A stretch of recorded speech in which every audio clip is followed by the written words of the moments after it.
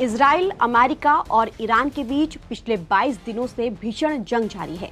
इस जंग में दोनों तरफ से गोले बारूद, मिसाइल और ड्रोन हमले किए जा रहे हैं। मिडल ईस्ट की ये जंग अब एक ऐसे मोड़ पर पहुंच गई है जहां हथियारों से ज्यादा पैसे का पावर काम कर रहा है।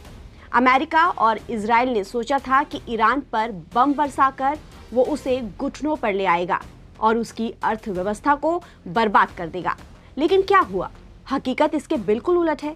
ग्लोबल ऑयल मार्केट को ट्रैक करने वाली मशहूर एजेंसी कैपलर की रिपोर्ट ने पूरी दुनिया को हैरान कर दिया है।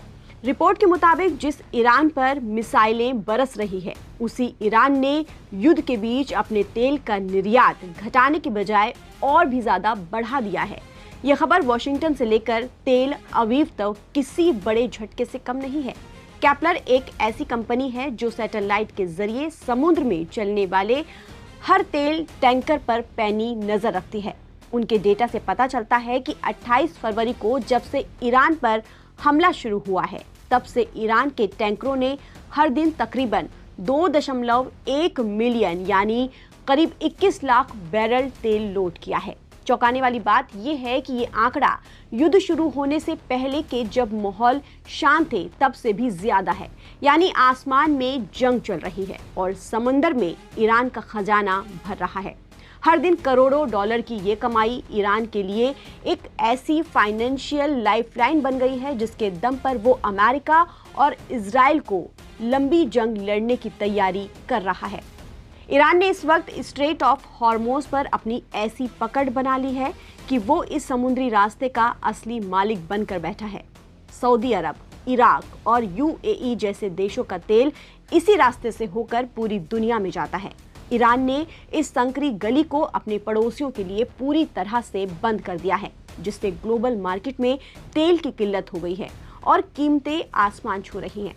लेकिन ताज्जुब की बात यह है कि इसी रास्ते से ईरान के अपने जहाज धड़ल्ले से और बेखौफ होकर निकल रहे हैं।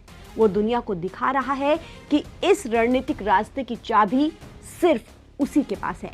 28 फरवरी के बाद से इस जलडमरू मध्य से गुजरने वाले जहाज़ों की संख्या में भारी कमी आई है। इस इलाके में कम से कम 16 जहाज़ों पर ड्रोन और बाकी हथियारों से हमले हुए हैं और इनमें से कुछ हमलों की जिम्मेदारी ईरान ने ली है। लेकिन ईरान खुद इस जलडमरू मध्य से लगभग उतनी ही मात्रा में तेल भेज रहा है जितनी युद्ध शुरू होने से पहले वो भेजता था। इससे ईरान को अपनी अर्थव्यवस्था और युद्ध प्रयासों को जारी रखने के लिए बेहद जरूरी नगद पैसा मिल रहा है। कैपलर के डेटा के मुताबिक 28 फरवरी को संघर्ष शुरू होने के बाद से ईरान 12 मिलियन बैरल तेल निर्यात करने में सफल रहा है। समुद्री खुफिया जानकारी देने वाली कंपनी टैंकर ट्रैकर का अनुमान तो इससे भी ज्यादा है। उन्होंने अनुमान लगाया है कि युद्ध के पहले 2 हफ्ते में ईरान ने 13.7 मिलियन बैरल कच्चे तेल का निर्यात किया है। ये आंकड़े बताते हैं कि ईरान हर दिन लगभग 1 मिलियन बैरल तेल भेजने में कामयाब हो रहा है। कैपलर के डेटा के मुताबिक पिछले साल ईरान का औसत निर्यात 1.69 मिलियन बीपीडी था। ऐसा लगता है कि अमेरिका ने ईरानी टैंकर को रोकने की कोई कोशिश नहीं की है, जबकि उसने ईरान की नौसेना के एक बड़े हिस्से को तबाह कर दिया है। अमेरिका ने तेल से जुड़े बुनियादी ढांचे जैसे रिफाइनरी, पाइपलाइन और भंडारण टैंक को निशाना बनाने से भी बड़े पैमाने पर परहेज किया है। हालांकि इजराइल के हमलों से राजधानी तेहरान के आसपास स्थित तेल भंडारण टैंकरों और रिफाइनरियों को काफी नुकसान पहुंचा है। लेकिन इन सब के बीच सवाल ये उठता है कि आखिर वो सीक्रेट खरीदार कौन है जो ईरान की तिजोरी भर रहा है। हालांकि रिपोर्ट में किसी देश का नाम तो नहीं है, लेकिन एक्सपर्ट्स का इशारा साफ तौर पर चीन की तरफ है। चीन आज भी ईरान के तेल का सबसे बड़ा खरीदार बना हुआ है।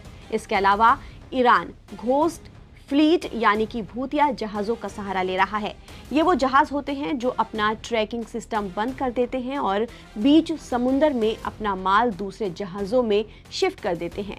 इस चोरी छिपे वाले व्यापार में ईरान को वो पैसा मिल रहा है जिससे वो अपनी सेना को सैलरी दे रहा है और नए हथियार भी खरीद रहा है। अमेरिका और इजराइल का प्लान था कि ईरान को आर्थिक रूप से वो कंगाल कर देगा ताकि वो जंग में हार जाए। लेकिन बढ़ता हुआ तेल निर्यात ईरान के हौसलों को बुलंद कर रहा है।